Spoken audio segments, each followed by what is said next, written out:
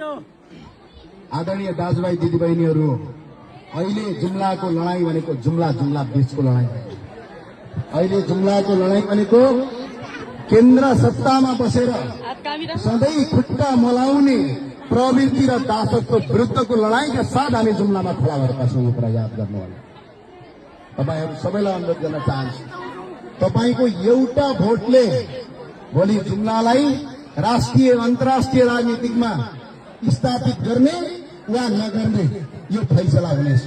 त्यही भएर दाजुभाइहरू जति यहाँ बस्नुभएको छ सुर्खेतमा, कसैलाई 2000 लाग्ला, कसैलाई 3000 लाग्ला, 4000 लाग्ला, यो पैसाको समस्या नमान्नु होला।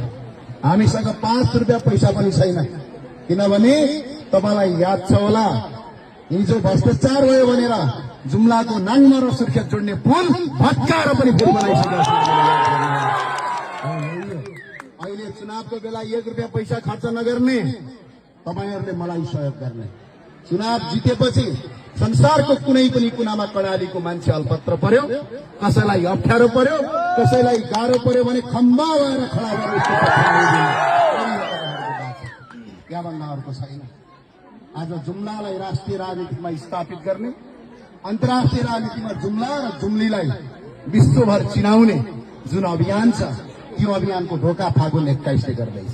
यहाँ सुर्खेतमा बस्नुभएका दाजुभाइहरू, म बिन्ती गर्छु, तपाईको एउटा भोटले आउने तपाईका भविष्य, जुम्ला र कर्णालीको भविष्यलाई मध्यनजर गर्नेछ।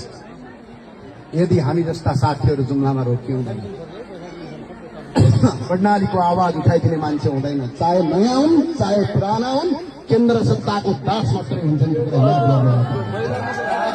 त्यसको हुनाले तपाईहरू यहाँबाट भोट हाल्न जुम्ला गइदिनु होला। ओरपर तल माथिका सबै